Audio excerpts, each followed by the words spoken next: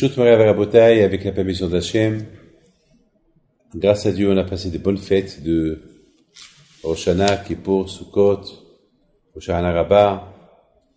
Et cette semaine, on a attaqué la première paracha de l'année, qui s'appelle Bereshit, la paracha de la création du monde, la paracha qui nous parle du début. Comme vous savez tous, à chaque jour, à chaque chose, il y a un début. Et ce qui est impressionnant, c'est que ce que Hachem veut, c'est qu'on a un bon début. Comme dans un mariage, un début de mariage, un début de tout. Et le plus important, c'est de bien commencer. Comme c'est écrit lorsqu'Akash Baruch Hu, il a commencé à créer les choses, c'est écrit Veine Kitov. Voilà, c'était bon. Ça veut dire que notre vie de chaque jour, elle doit être bonne. Et le Shabbat, il doit être super bon. Tov lehodot Hashem, c'est le mismo qu'on dit Shabbat, Tov lehodot Hashem. Et savoir que à chaque chose, il y a un début. Chaque chose, il y a un début. Maintenant, notre début à nous, c'est la première paracha de Bereshit. Parce que les fautes ont été pardonnées à Rosh Hashanah et Kippour.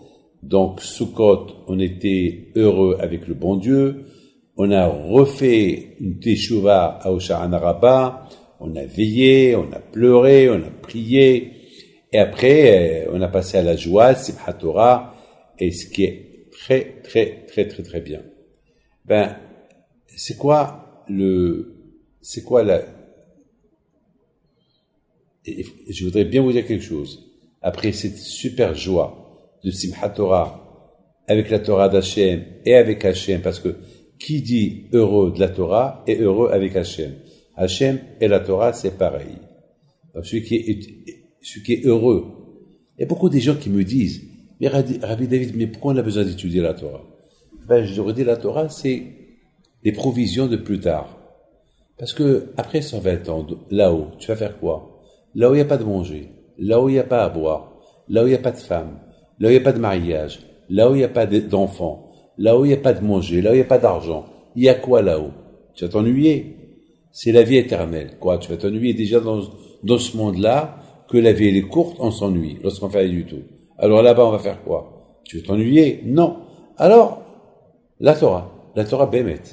C'est la seule chose qui peut me distraire, c'est la Torah. Vous savez, je peux étudier la Torah nuit et jour, et je me fatigue pas parce qu'elle est belle. Elle est belle, c'est la Torah d'Hachem. C'est quelque chose qui vient de Dieu, et n'ennuie pas. Donc, quelque part dans ce monde-là, on fait les mitzvot pour pouvoir, Ezat Hachem, ne pas s'ennuyer là-haut, que ces mitzvot-là, ils vont nous aider là-haut. L'étude de la Torah, elle va nous aider là-haut pour ne pas qu'on s'ennuie. C'est tout. Et là-haut, c'est le monde de le monde de la récompense. Donc, vous imaginez que Simchat Torah, alors, Simchat Torah, on est content avec la Torah, avec le bon Dieu, etc., etc. Donc, maintenant, Hachem dit, très bien. Tu es content de la Torah? Très, très bien. Ok. Maintenant, je veux voir qu'est-ce que tu vas faire. On a demandé pardon, on a reçu le pardon d'Hachem. Il nous a demandé de faire la souka pour être avec lui, on l'a fait. Et aussi la souka représente qu'on n'est que des touristes dans ce monde-là. Très bien. Alors maintenant, Hachem dit, maintenant on va faire une fête ensemble, la joie. Simchat Torah. Très bien. Alors Hachem nous dit après Simchat Torah, alors vous êtes content de la Torah? Oui. Vous êtes content que je vous ai pardonné? Oui. Alors maintenant, je voudrais bien vous voir. Exécution, cette joie de la Torah. Parce que quelqu'un qui gagne le loto, il va pas les garder, il faut qu'il les dépense. Un pauvre, qui était pauvre, et que il a gagné au loto, il va pas les garder à la banque et vivre comme un pauvre. Non, tu es riche. Après, c'est la Torah, on est riche. On a été pardonné, on est heureux, on est content, on a compris beaucoup de choses. Maintenant, il faut qu'on recommence pas les bêtises d'avant. Maintenant, on tourne la page. Et c'est ça, mes amis, Bereshit, la Torah commence par le début pour nous dire, voilà. Et je voudrais, mes amis, vous dire quelque chose. Après la paracha de Bereshit, après la paracha de la construction du monde, la Torah nous parle de la destruction, que Hachem, il a regretté qu'il a créé le monde et maintenant il veut le détruire. Et c'est ce qu'il a fait. Ça, c'est la paracha de Noah. Hachem, il a détruit le monde. Il a reconstruit le monde. Mais ce qui est impressionnant, c'est que Akadosh Baruch Hu, une fois qu'il a construit, il veut pas détruire pour l'éternité. Il a détruit pour reconstruire. Il a détruit le monde à l'époque de Noah pour reconstruire le monde avec Noah. Pour voir, il a donné toujours une chance à Noah. Que Noah, de lui, le monde va reconstruire. Et grâce à Dieu, Baruch Hashem, de Noah, ils sont sortis toutes les nations. Et parmi toutes les nations, il est sorti Abraham, Yitzhak, Yaakov, comme qu'on voit dans la paracha de Noah, vers la fin de la paracha de Noah. Vers la fin de la paracha de Noah, le monde a été détruit, le monde a été reconstruit, et à la fin, Abraham, la vraie construction, c'est Abraham. Finalement, le but de la construction du monde, c'est pas le monde lui-même, c'est l'être humain. C'est la construction de l'être humain. Donc, malheureusement, l'être humain était mauvais, le bon Dieu l'a puni, il l'a détruit, et lui, et le monde, et maintenant Hachem, il a reconstruit le monde avec Noah, et de Noah, le monde, il s'est reconstitué, et de lui, il est sorti Shem, Ham, et Yafet, et de Shem, il est sorti Abraham, Yitzhak, Yaakov, et le peuple juif, etc., etc. Mais tous mes amis, ce que je voudrais maintenant comprendre dans cette paracha de Noah, de cette semaine, on voit dans cette paracha quelque chose d'extraordinaire. On voit comment Hachem, il a maintenu l'arche de Noé pour ne pas qu'elle fond, pour ne pas qu'elle se détruise, avec la pluie qui est tombée pendant 40 jours et 40 nuits, de l'eau chaude, et pendant 1 an, les animaux à l'intérieur sont restés vivants, et après 1 an, tout le monde est sorti, et après 1 an, la vie, elle a recommencé. Mais ce que j'ai pas compris, et ben, c'est dur pour moi de comprendre. Noah était vivant. Noah était vivant. Et le monde entier, ceux qui sont sortis de Noah, écoutez bien, de Noah, ils sont sortis 3 enfants. Shem, Ham, Yafet. Et de ces 3 enfants, tout le monde a été, les Chinois, les Japonais, les Africains, tout le monde, les Juifs, tout, est sorti de ces 3 enfants-là. Ce que j'ai pas compris, comment est-ce possible que, encore une fois, il y a eu des gens qui sont devenus contre le bon Dieu et que ils ont voulu construire une tour avec Nimrod, fait une révolution contre le bon Dieu, et encore, ils sont devenus idolâtres, et encore, et je comprends pas, mais je ne comprends pas. Est-ce que, Noah, il est vivant. Tout le monde sait que Noah, c'était le seul être humain qui a été vivant avec ses 3 enfants. Et chacun de ces 3 enfants, ils ont raconté leur histoire à leurs petits-enfants, à leurs enfants. Ils ont bien raconté combien des millions de personnes sont mortes pendant le déluge. Et je ne comprends pas comment, encore une fois, ils ont encore refauté. Je ne comprends pas. Et il faut être têtu comme ça. Parce qu'Akadosh Baruch Hu, mais mettons, entre-temps, Akadosh Baruch Hu, il peut pas encore redétruire le monde parce qu'il a juré.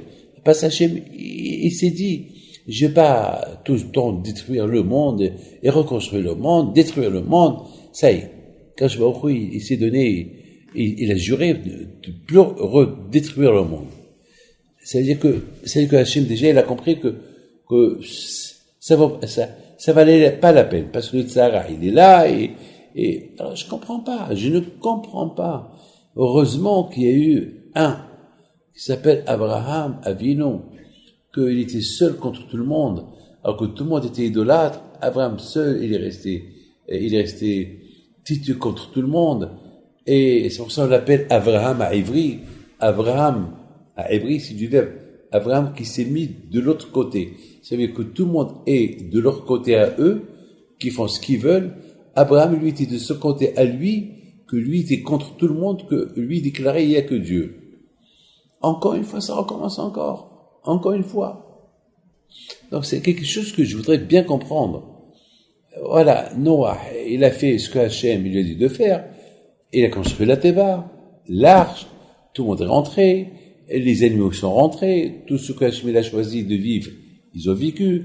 Noah, il a pris avec lui des grains pour replanter les arbres, etc. Donc c'est c'est Noah, qui a pris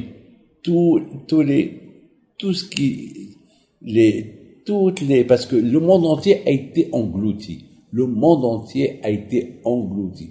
Ça veut dire, il a été noyé dans l'eau. Il y avait plus rien. Donc, pour reproduire, il faut des grains. Alors, il a planté des arbres, il a fait travailler. Hachem, il a fait que les vents, ils sont venus, ils ont envolé les grains dans le monde entier, et la verdure, elle est venue, et c'est, parce que maintenant, c'est la nature qui doit faire fonctionner le monde.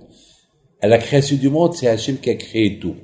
Il dit, je veux de l'herbe, je veux un pommier, il y a un pommier. Je veux un oranger, je veux ça, je veux des bananes. Mais, pour la deuxième fois, Hachem, il a dit à Adam, non.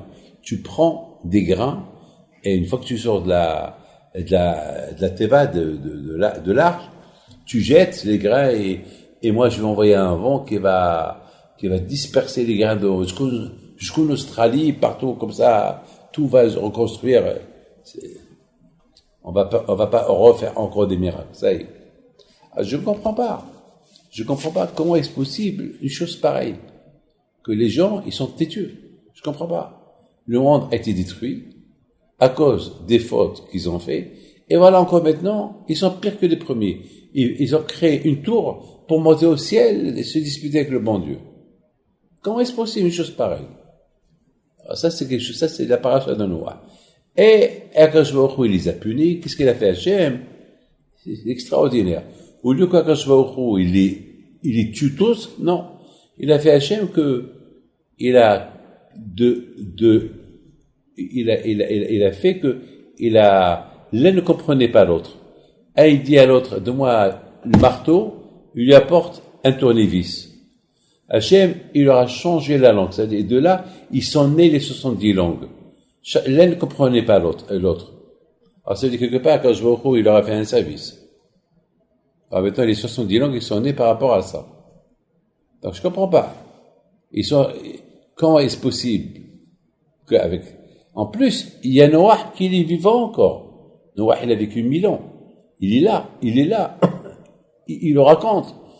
Et les parents des 70 nations, ils sont encore vivants. Alors, comment est-ce possible tout cela? Comment est-ce possible? Mes amis, je voudrais, mes amis, vous raconter une histoire.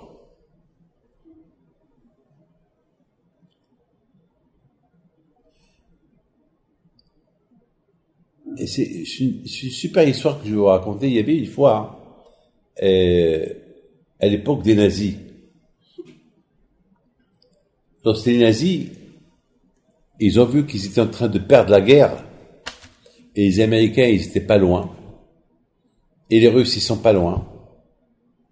Alors, qu'est-ce qu'ils ont fait? Dans un des centres de concentration, les nazis, ils ont réuni tout le monde, tous les comment ça s'appelle, les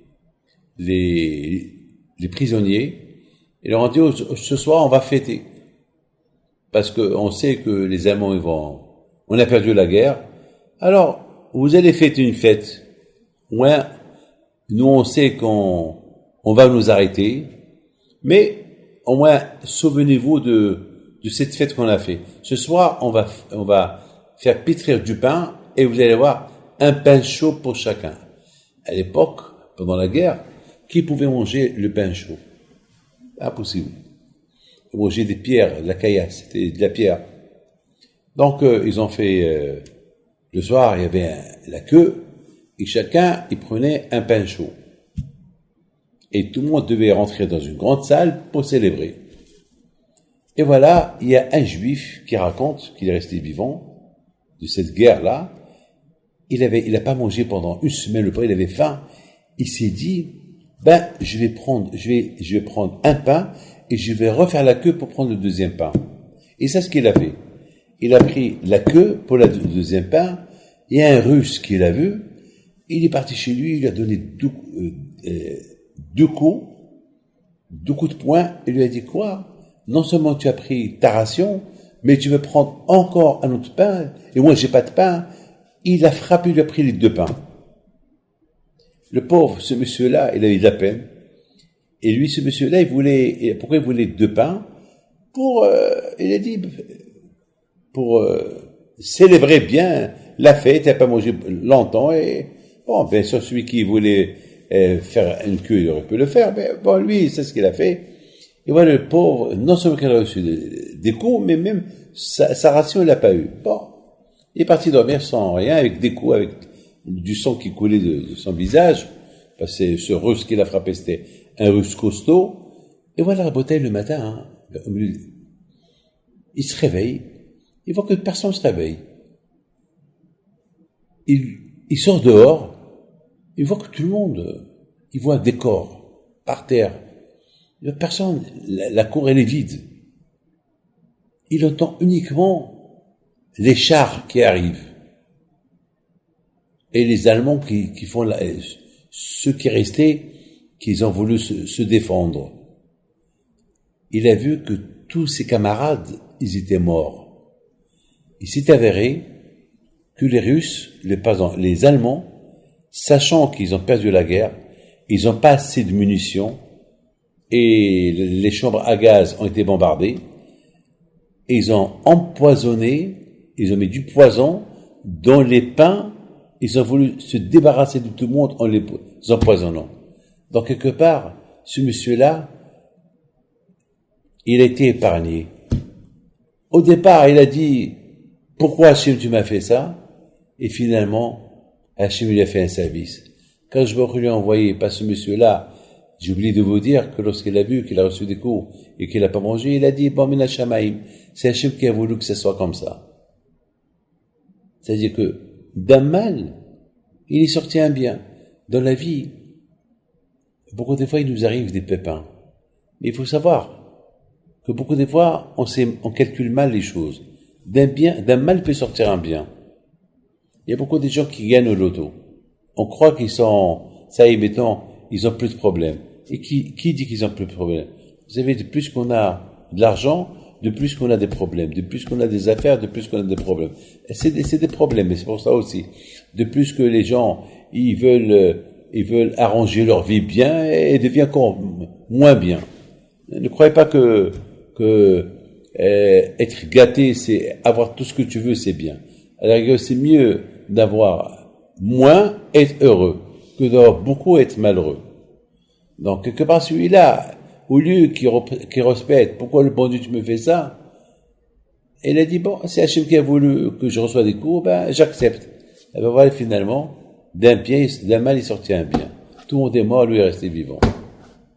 Rabotai, mes amis, c'est ça la conception de la vie de chacun. De voir toujours celui qui vit avec Hachem, celui qui vit toujours avec Hachem, que d'un mal, il sort un bien. Il faut toujours accepter le mal comme un bien. Mais a priori, maintenant, ce déluge-là qui est arrivé, c'était un mal. Donc, a priori, les gens, ils devaient voir de ce mal-là, il sortit un bien parce que maintenant, le monde, il est propre. Et maintenant, puisque le monde, il est propre, maintenant, on peut dégager. Maintenant, et le monde est dégagé de la saleté. Maintenant, on ne peut que recommencer un beau bereshit, un bon début. Ça, a priori, ça, ce qui devait avoir lieu. Mais malheureusement, il y a eu quelque chose qui n'était pas net et clair. Ce qui s'est passé, c'est que on voit que Noah, lorsqu'il est sorti de la Teva, de l'arche, il a vu le monde détruit et que maintenant il dépend de lui et ses enfants et leurs femmes. Ils ont pas encore des petits enfants. Maintenant à cette époque-là, Noah n'était pas encore grand-père. Il avait simplement ses enfants. Il sort avec sa femme, ses 3 enfants et leurs 3 femmes. C'est tout. Shem, Ham et Yafet et leurs femmes. Donc, il y a 4 hommes et 4 femmes. Noah et sa femme, Shem, Ham et Yafet et leur femme, ça fait 8. Ils sont 8, c'est tout. Voilà, ils sont 8. Et le chiffre 8, il est important.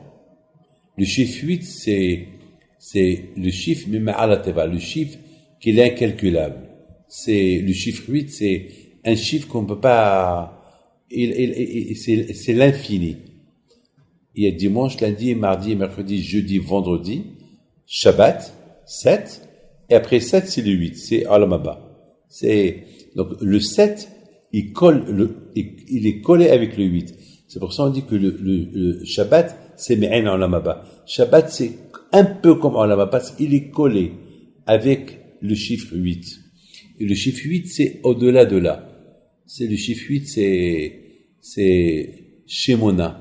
Shemona, c'est Neshama, c'est l'âme. Vous savez que l'âme, elle vient du ciel. Les mêmes lettres de Neshama, c'est les mêmes lettres de Shemona. Et le Hashemen, c'est l'huile. Et Hashemen, c'est la lettre de Shemona, Neshama. Et Hashemen, l'huile, toujours, il flotte. Prenez l'huile, mettez-le dans l'eau, et toujours l'huile, il va flotter. Il est léger. Il flotte, il est plus léger c'est pour cela il flotte. L'eau, il est lourd, l'huile, il est léger, il flotte. Et la neshama, elle est légère, elle va toujours vers là-haut, parce qu'elle appartient à là-haut. L'âme, elle appartient au ciel. Donc, elle est venue, l'âme, elle est toujours connectée avec le ciel. Donc, c'est pour cela, mes amis, ils étaient 8 dans la Théba, et c'est grâce à ce chiffre 8 qu'il les a protégés. Donc, ils sortent, ils sont tous des tzadikim. Donc, a priori, il devait commencer bien. Donc, Noah, la première chose qu'il a fait, il a fait un sacrifice au bon Dieu. Il a fait des sacrifices. Il a pris des animaux, il les a sacrifiés. Et Hachem, il a senti. Vous savez très bien que la fumée est toujours, elle monte vers là-haut. Parce que la fumée, elle est légère, toujours, elle monte vers là-haut. Donc, Noah, qui était sadique, qui était prophète, qui était saint, et la première chose qu'il a fait, un sacrifice au bon Dieu, pour dire au bon Dieu, voilà, notre connexion, elle sera toujours avec toi. Et Hachem, il était heureux. Et c'est grâce à ça que Hachem, il s'est dit, bon, à partir de là, je vais plus détruire le monde, parce que l'homme, il est mauvais, mais s'il fait des chouva, il peut être bon. En plus, il a la neshama, il a l'âme. Avec l'âme, il peut récupérer, il peut être bien. Donc, a priori, pour ceux qui sont sortis maintenant, ils peuvent dire, bon, il y a eu un mal pour un bien. Il y a eu un mal pour un bien. Le bon Dieu s'est débarrassé d'un monde qui était mauvais. Maintenant, avec nous, on est 8, chiffre 8, donc avec nous, on ne peut que faire, on va reconstruire le monde dans le bien. Et Hachem, il a donné à Noah des mitzvot, c'est ce qu'on appelle les 7 mitzvot de Noah. Il a donné des mitzvot. Mais malheureusement, il s'est passé un événement. Lequel? Noah, il s'est saoulé. Noah, il a planté de la vigne. Il a fabriqué du vin. Et il a fabriqué du vin. Bon, bien sûr, on peut comprendre Noah, le pauvre, avec toute la souffrance qu'il a souffert pendant 1 an dans l'arche avec les animaux, et il a vu le monde se détruire, la souffrance pour construire l'arche, etc., etc. Ne croyez pas que pour Noah, la vie était facile. Donc, quelque part, Noah, il a construit, il a fabriqué du vin. Il a fabriqué du vin pour voir, parce que le vin, le yaïn, samah, les vavenosh, le vin, il décontracte. Mais, donc, Noah, quelque part, il a fait, en plus, il y a une autre raison. Il faut savoir que le vin, c'est la meilleure boisson du monde. C'est la seule boisson qu'elle donne vraiment. Elle saoule pas lorsqu'on boit pas trop. Elle donne une satisfaction à la personne. Et d'ailleurs, c'est la raison pourquoi on fait le kiddush Shabbat avec le vin. Parce que le vin, c'est la meilleure boisson du monde. C'est la meilleure chose d'ailleurs. Même le vin, on sacrifiait le vin au Beth Amikdash. N'oubliez pas ce que je vous dis. Que le vin était sacrifié. On utilisait le vin dans l'autel de sacrifice du temple au Beth Amikdash. Donc le vin c'était bon. Donc Noah, pour se décontracter un peu, mais Noah, il a bu beaucoup. Il s'est saoulé. Et c'est ça, mes amis, qui a fait un mauvais début. Il a fait un mauvais début. C'est-à-dire que Noah, a priori Noah, au lieu, vous savez, on dit, mais Torah Hashem timima, bifi shivat nafesh, que la Torah, c'est l'antidéprime, c'est l'exomile. La Torah, c'est être dans la joie. Et c'est pour ça que lorsque quelqu'un perd quelqu'un de famille, il n'a pas le droit d'étudier la Torah parce que la Torah est dans la joie. Et la Torah en plus, même la période de Tisha B'Av, on n'a pas le droit d'étudier la Torah le jour de Tisha B'Av parce que la Torah est dans la joie, on n'a pas le droit d'être heureux. Quelqu'un qui est en deuil, il n'a pas le droit d'étudier la Torah parce que la Torah, il doit être en deuil, il doit pleurer son père ou sa mère, il n'a pas le droit d'être heureux. Et la Torah, elle donne la joie. Torah Hashem Timima. La Torah, elle donne la joie. La Torah, c'est pour ça qu'un jour il a dit, il faut étudier la Torah nuit et jour. Pourquoi? Parce que quelqu'un qui est déprimé la journée, il étudie la Torah, il va trouver le calme. Le soir, il va trouver le calme. Lorsque moi j'ai un problème, je prends un livre de Torah et ça me calme. Donc quelque part, on reproche à Noah, donc tu es déprimé à cause de tout ce que tu as vu, alors prends un livre, ouvre une yeshiva, je sais pas, Akadosh Baruch Hu t'a dit de construire l'arche, Teva, l'arche, et qu'est-ce qu'il y avait autour de l'arche? La pluie qu'elle tombe, elle était sur l'eau. On compare la Torah à l'eau. Comme que l'eau, elle est infinie, la Torah, elle est infinie. Comme que quelqu'un qui a soif, il boit de l'eau, celui qui a soif, il boit la Torah. Et toujours, on trouve la Torah toujours, elle est présente. On compare la Torah à l'eau. Lorsque quelqu'un a soif, s'il ne boit pas, il meurt. Comme ça, sans la Torah, on n'est rien du tout. Il n'y a pas de vie. On dit la prière le matin, il a planté en nous une plantation éternelle qui s'appelle Torah. C'est ça ce qu'on trouve dans ce monde, ça ce qu'on trouve plus tard, après 120 ans.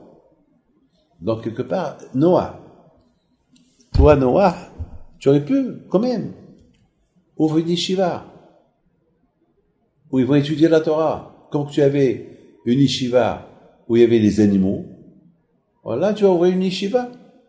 Et c'est grâce à cette yeshiva-là, grâce à cette teva, toute l'humanité a été sauvée. La yeshiva, c'est l'humanité, c'est la teva sur la terre. Là, il y avait la teva sous l'eau. Là, tu construis une yeshiva sur la terre et pour faire vivre toute l'humanité. Là-bas, il y avait que les animaux. Là, il n'y aura que des êtres humains. Et c'est à ça que tu penses. Tu penses rien à te distraire jusqu'à que Noah vous savez, Noah, il a commencé à voir ça qui s'est saoulé. Donc, quelque part, c'était cette mauvaise idée qu'il a eue, Noah. C'est ça qui a fait c'était pas un bon exemple. Un père, il doit toujours être exemplaire.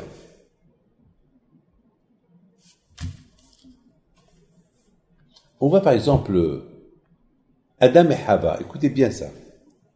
Moi, je me suis toujours posé une question.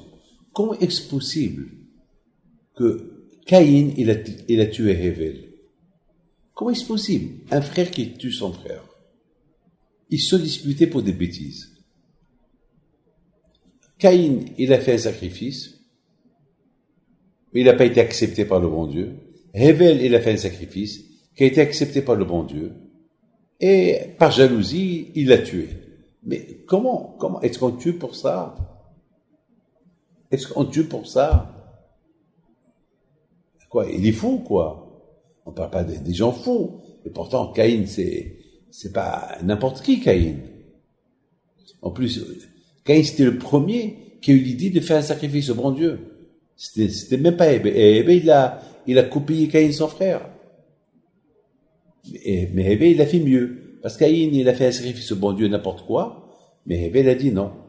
Pour le bon Dieu, on sacrifie pas au bon Dieu n'importe quoi. Quelque chose de beau.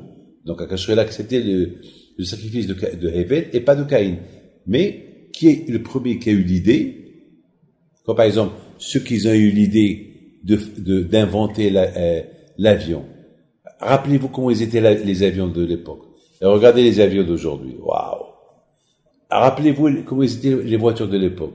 Regardez les voitures de maintenant. Mais, ces voitures de maintenant, ils sont basées sur l'idée qu'il a eu celui-là de faire la voiture. Toutes les inventions d'aujourd'hui, ils sont basés sur les inventions du passé. Regardez les ordinateurs, comment ils étaient avant, il y a 40 ans, il y a 50 ans. Regardez les ordinateurs d'aujourd'hui. C'est un milliard de fois plus perfectionnés. Mais s'il n'y avait pas ceux d'avant, il n'y avait pas ceux d'aujourd'hui. Donc là aussi, s'il n'y avait pas Caïn qui a eu l'idée de faire le sacrifice, Hével jamais aurait fait un meilleur sacrifice. Donc comment tu peux expliquer que Caïn il tue Hével son frère? Et non seulement ça, le Sachem lui a dit, oui ton frère, il lui a dit, pourquoi moi je suis le gardien de mon frère? Comment? Caïn, tu fais un sacrifice au bon Dieu, ça veut dire que tu crois que le bon Dieu est existant, et là tu dis que Hachem il n'est pas, il voit pas ce qui se passe. Parce que Hachem il dit à Caïn, oui ton frère, il lui a dit, pourquoi moi je le garde? Comment tu le gardes? Mais tu l'as tué. Donc Hachem il a dit à Caïn, oui ton frère, il a dû répondre, Hachem, excuse-moi, je l'ai tué. Alors, comment Caïn est arrivé à ça? La réponse, elle fait partie de l'éducation. C'est parce que Caïn, c'était le premier qui est né. Il a vu ce que son père il a fait. Hachem il dit à Adam, ne mange pas de cet arbre. Adam il dit à sa femme, Hachem m'a dit de te dire, ne mange pas de cet arbre. Et ils ont mangé de cet arbre. Alors déjà, l'éducation. Le fait que Caïn, il l'a vu, que son père n'a pas écouté Hachem, alors il a pris un mauvais chemin. Même que Hachem lui a pardonné, même que Adam il a fait Teshuvah, et Hachem il lui a pardonné, mais quand même, l'impact de la chose, il est resté. Vous savez, mes amis, hier, j'ai reçu un juif. Le pauvre, il vient, c'est un Cohen. Il vient, le pauvre, vient pleurer chez moi. Il a dit que son fils était à l'université, et c'est des gens très religieux, et son fils, il a fait la yeshiva, hein. Et son fils le père il me dit que son fils était calé dans la Torah et tout. Et c'est un grand religieux. Il a connu une fille qui n'est pas de chez nous. En plus, c'est un Cohen le pauvre. Et bien, il va se marier avec elle. Il reçoit un coup de téléphone, les parents de la fille. Et ils lui ont dit, tu sais que on n'est pas d'accord de ce mariage. Et le père, il dit à cette famille, comme que vous n'êtes pas d'accord, moi aussi je suis pas d'accord. Et en plus, mon fils, c'est un Cohen. Ils lui ont dit, c'est quoi un Cohen? Un Cohen, ça veut dire un Cohen, c'est, lorsqu'il y avait le Beth Amikdash, c'est les Kohanim qui travaillaient dans le temple. Et moi aussi, je suis pas d'accord. Mais malheureusement, hier, il m'a annoncé le père que son fils, il veut vraiment marier cette fille.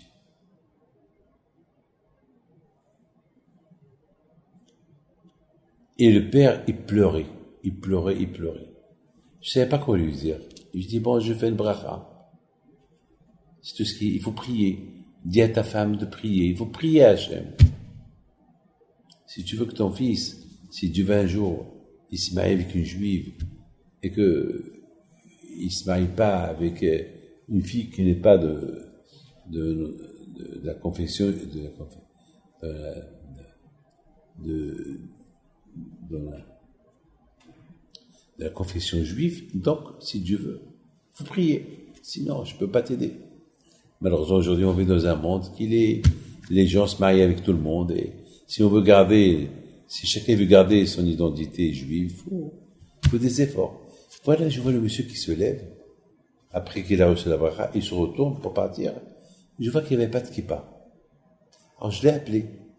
T'as pas de kippa? Non, j'ai pas l'habitude. Alors je lui dis, comment? Alors, je comprends pourquoi ton fils il s'est marié avec il veut se marier avec une qui n'est pas de chez nous. Parce qu'il n'y a pas de religion à la maison. Il n'y a pas de Hachamaïm. La kippa, elle rappelle la crainte de Dieu. Tu viens voir un rabbin. Tu viens chez moi pour me consulter et recevoir une bracha et tu mets pas de kippa. Alors ça veut dire quoi? Il me regarde et me dit, je sais. Je sais quoi?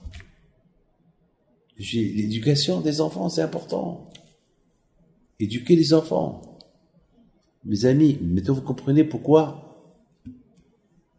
les gens de l'époque de Noah, ils se sont un peu dégringolés parce que le père, il n'a pas laissé un impact sur eux. Le père, le grand-père, Noah, avec tout ce qu'il a vu, avec le sacrifice qu'il a fait, avec, il est arrivé à être, il était un prophète, il était un tzaddik, il était tout. Et voilà, maintenant il est devenu bidon. Isha Adama, un homme de terre. C'est ça. Il a laissé. Vous savez très bien, toujours, on voit que le côté négatif, jamais on voit le côté positif. On va avoir la vie facile. L'être humain, toujours, il veut avoir la vie facile. La vie facile, pas la vie dure. Eh ben, qu'est-ce qu'ils ont vu en Noah? Ben, ils n'ont pas capté, ils n'ont pas retenu la vie dure qu'il avait avec le bon Dieu, comment il a sacrifié sa vie pour Hachem. Ils ont vu la vie facile qu'il a menée. Il a planté de la vigne, et il s'est saoulé, il a fabriqué du vin, il s'est saoulé, et il est devenu nœud. C'est ça ce qu'ils ont capté de lui. Eh ben, eux aussi, ils se sont saoulés avec la vie de chaque jour. Et c'est pour ça que les gens, ils sont tombés. Tandis qu'Abraham, non. Abraham Avinu alayhi shalom, il nous a enseigné un autre enseignement. De ne pas se mélanger. De vivre à l'écart de tout le monde. Si eux se saoulent, nous on ne se saoule pas. Si eux s'habillent de cette façon, nous on ne s'habille pas de cette façon. Comme la Gemara d'Aoud Azari, il dit que pour garder notre identité, il ne faut pas qu'on fasse ce que les autres y font. Ça veut dire qu'il faut toujours il y a une marque déposée sur nous. Si eux ils mettent ça, nous on met pas ça. Si eux ils font ça, nous on fait pas ça. C'est comme ça pour ne pas. Sinon c'est l'assimilation. Voilà mes amis, un enseignement. Pourquoi l'être humain il peut tomber. L'éducation. Toujours le fils il voit son père. Moi je me rappelle toujours de mon père. Toujours, alors je pense à mon père, je vois toujours mon père avec un livre ouvert. C'est le souvenir que j'ai de mon père. Que les écoutes des tzadikim, les écoutes de Noah, qui est un grand tzadik. Bon, bien sûr, Noah, il s'est saoulé, mais ça va, ça veut pas dire qu'il était pas tzadik, mais quand même, malheureusement, c'est ce que les gens, ils ont retenu. Parce que je viens de vous dire que les gens, ils veulent la vie facile. Ils veulent retenir d'un rabbin la facilité comme le rabbin y vit. Il veut pas voir comment le Rabbi Shimon Bar Yochai il a vécu, le Rabbi Meir. Ah oui, pour appeler leur mérite, on les appelle. Mais ils vivent quand même, non, préfèrent vivre comme d'autres rabbins qui vivent dans la détente, cool, voilà. Light, coca light, voilà. Ok? Que Dieu protège, vous donne et bonne journée.